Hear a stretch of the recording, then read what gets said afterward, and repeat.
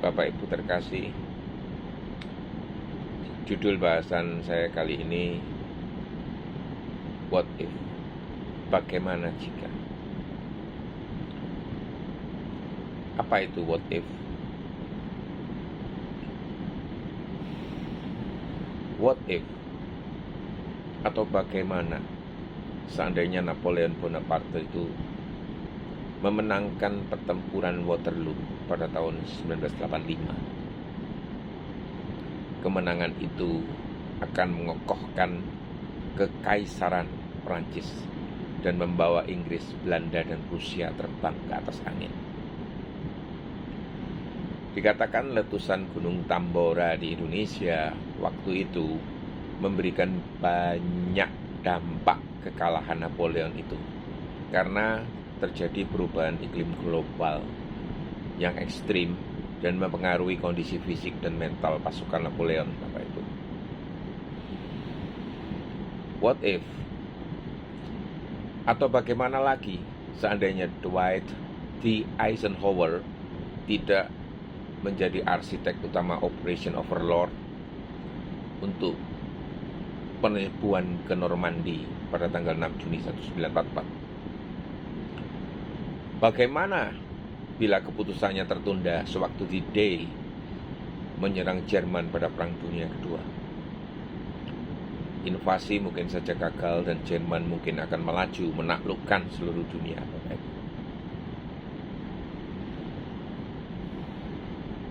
Ada banyak peristiwa yang diamati oleh kata-kata what if dalam peristiwa-peristiwa besar dunia saat itu dan saat ini. Namun ada sebuah what if atau sebungkus seandainya yang jika terjadi pada saat ini akan memberikan dampak yang sama sekali tidak dapat dibayangkan oleh dunia bahkan sampai saat ini, Bapak Ibu.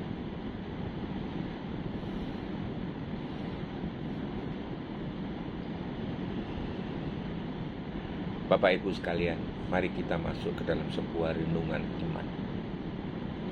Mari sama-sama kita mempertanyakan sebuah pertanyaan yang mengandung kekuatan besar untuk mengguncang atau justru meneguhkan iman kita. Sebuah pertanyaan yang menyentuh inti dari iman Kristen kita, ya. Sebuah pertanyaan yang menghanyutkan kita ke dalam pusaran arus teologis yang terdalam secara rohani. What if? Atau jika sekiranya Yesus tidak mati disalibkan, tidak juga ia bangkit dari kematian, apa yang terjadi dengan dunia ini dan terutama dengan kepercayaan atau iman kita masing-masing?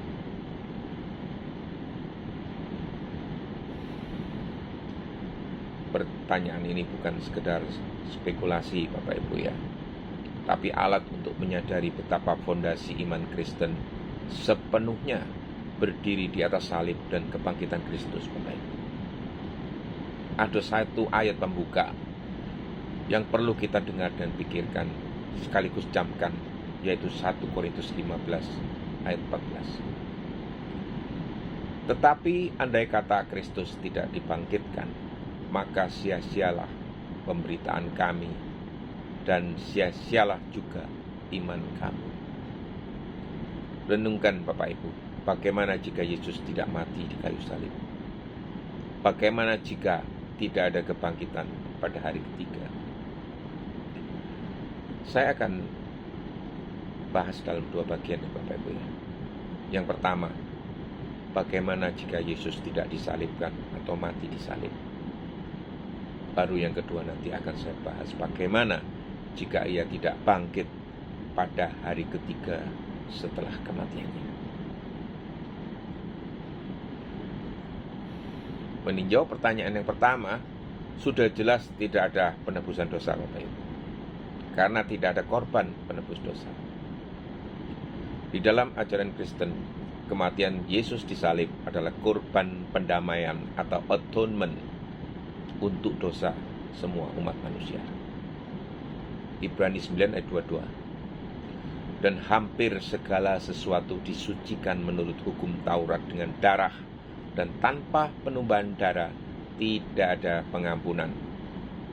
Roma 3 ayat 23-24. Karena semua orang telah berbuat dosa dan telah kehilangan kemuliaan Allah, dan oleh kasih karunia telah dibenarkan dengan rahmat cuma-cuma karena penebusan di dalam Kristus Yesus, Bapak Ibu. Jadi jika Yesus tidak mati di salib, maka apa, Bapak Ibu?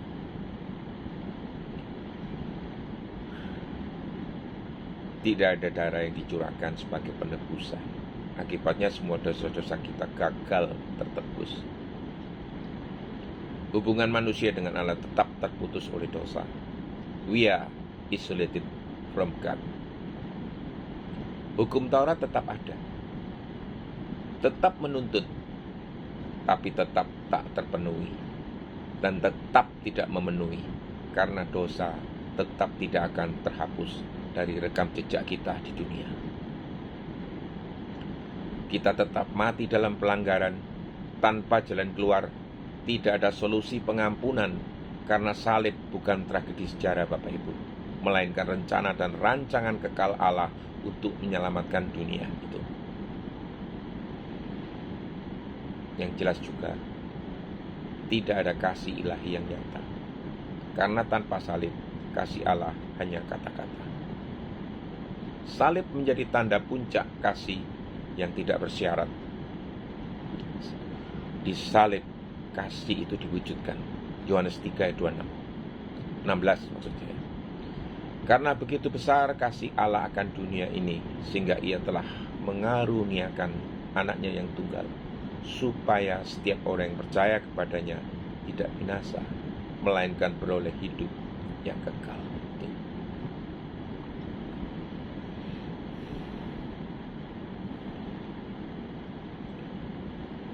Jika tidak karena salib, Yesus akan tetap menjadi guru moral biasa, ordinary teacher. Ia bukan penebus dan bukan anak domba Allah. Hanya seorang pengajar yang bijak, yang akhirnya gagal menghadapi kekuatan dunia. Akhirnya kenyataannya, ia rela menyerahkan dirinya, bahkan dikalahkan, tapi justru mengalahkan maut melalui kematiannya.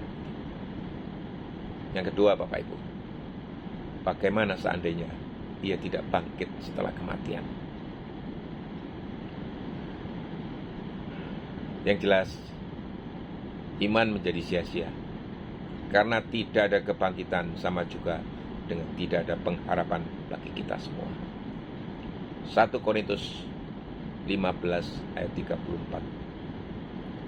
Tetapi andai kata Kristus tidak dibangkitkan, maka sia-sialah pemberitaan kami dan sia-sialah juga kepercayaan kamu. Tanpa kebangkitan, Yesus akan tetap mati seperti manusia lainnya. Kematiannya maknanya berbeda.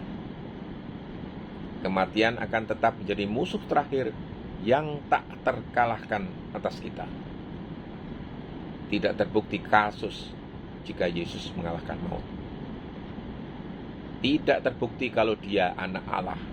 Roma 1 ayat 4. Dan menurut Roh Kekudusan dinyatakan oleh kebangkitannya dari antara orang mati bahwa ia adalah anak Allah yang berkuasa, Yesus Kristus Tuhan kita. Apalagi Bapak Ibu, Injil menjadi kisah moral kosong tanpa kuasa, dan pengharapan kita semua akan hidup kekal akan menjadi hilang musnah. Dan seperti 1 Korintus 15 ayat 14 sebelumnya, pemberitaan Injil dan iman kita menjadi sia-sia. Jadi tanpa kebangkitan, salib hanyalah kekalahan, tapi dengan kebangkitan, salib menjadi kemenangan. Kemenangan kita, kemenangan iman Kristen, Bapak Ibu.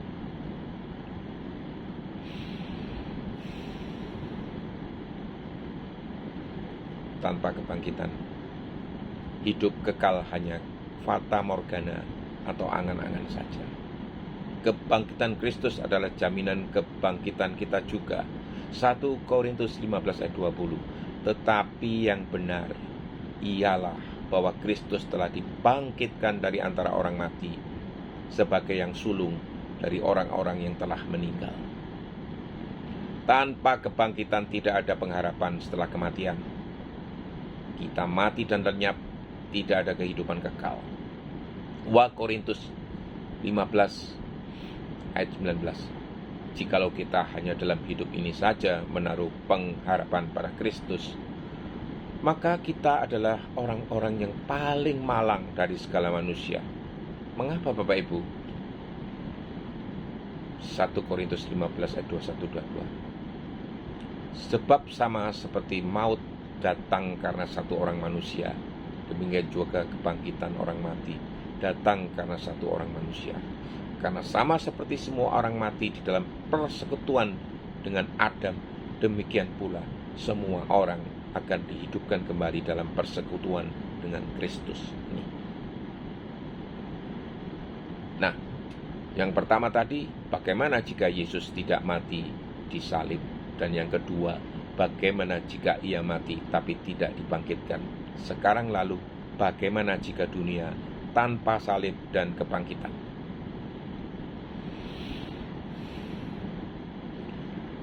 Dunia tanpa harapan akan penebusan dan kehidupan kekal itu akibatnya. Moralitas bisa tetap ada, tetapi dasar keselamatan kekal hilang. Tidak ada jaminan bahwa keadilan ilahi akan ditegakkan secara sempurna. Etika kasih tanpa kekuatan transenden apa? Ajakan untuk mengasihi musuh, mengampuni, dan melayani mungkin terdengar mulia. Namun tanpa teladan dan kuasa kebangkitan Kristus, semua itu hanya idealisme kosong. Lalu apa yang terjadi dengan iman Kristen jika peristiwa salib dan kebangkitan tidak terjadi? Iman Kristen tidak akan pernah lahir atau menyebar. Karena apa? Murid-murid tidak akan punya alasan untuk memberitakan Injil dengan keberanian. Tidak akan ada transformasi radikal sehingga murid-murid yang awalnya ketakutan itu menjadi martir, berani mati Bapak Ibu. Kekristenan akan tetap sebagai sekte kecil Yudaisme yang percaya kepada seorang nabi gagal itu. Apalagi akibatnya? Tidak ada gereja. Gereja lahir karena peristiwa kebangkitan Kristus. Pentakosta terjadi karena kebangkitan dan kenaikan Yesus. Jika tidak ada kebangkitan, maka Roh Kudus tidak dicurahkan. Tidak ada gereja, pelayanan misi atau pertumbuhan iman Kristen. Lagi, Alkitab Perjanjian Baru tidak akan ada selengkap dan sesempurna sekarang. Karena sebagian besar isi Perjanjian Baru adalah kesaksian tentang kehidupan, kematian, dan kebangkitan Kristus. Jika itu tidak terjadi, maka tidak ada dasar penulisan kitab-kitab seperti Injil, Kisah Para Rasul, dan surat-surat Paulus itu. Jadi kematian dan kebangkitan Kristus, apa pentingnya? Karena dunia saat ini membutuhkan kebenaran Injil, Bapak Ibu. Banyak orang melihat Yesus hanya sebagai tokoh sejarah. Seorang tokoh sejarah juga, Mahatma Gandhi, sangat mengagumi dan mengamini ajaran Yesus, tapi dia tetap alergi terhadap kekristenan. Ia mengimani Yesus, tetapi tidak mengamini kekristenan. Tetapi kita bersaksi bahwa ia hidup, dan itulah kekuatan kesaksian kita, Bapak Ibu, bahwa ia hidup di dalam diri kita, di dalam hatinya, yang olehnya ia tinggal mengawal kita di dalam arah kebenaran sejati yang dikatakannya seluruh kebenaran. Karena tanpa salib dan kebangkitan, kita hidup dalam kesesatan. Kita akan mencari keselamatan lewat usaha sendiri, lewat perbuatan tangan, bukan lagi lewat iman yang menghidupkan. Dan kita tahu tidak ada perbuatan tanpa iman yang mampu menghantar kita ke pintu keselamatan. Hanya iman, sola fide. Kita akan menjadi orang beragama tanpa relasi dengan Allah yang mengampuni dan mengubahkan. Itu. Sebagai penutup, Bapak Ibu, kita patut bersyukur tidak ada what if di dalam iman Kristen. Kita patut bersyukur karena kepastian Kristus telah mati dan bangkit untuk kita yang percaya. Puji Tuhan, fakta sejarah dan iman kita tidak berakhir dengan seandainya, karena Yesus benar-benar disalibkan dan benar-benar bangkit. Ia mati karena kasih dan ia bangkit karena kuasa. Maka iman kita bukan sia-sia, pengharapan kita bukan mimpi kosong, dan pelayanan kita bukan sekedar rutinitas. Lalu menyadari semua ini, secara aplikatif apa yang harus kita lakukan? Pertama, percaya dan pegang teguh Injil.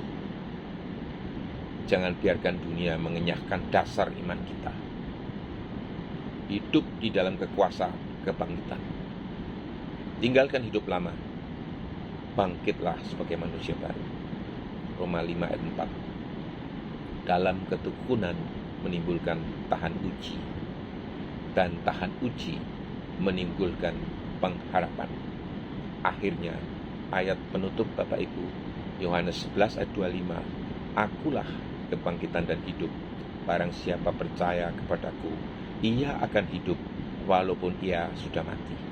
Haleluya. Segala kemuliaan hanya bagi Allah. Semoga Tuhan berkati Bapak Ibu sekalian. Iman. Amin.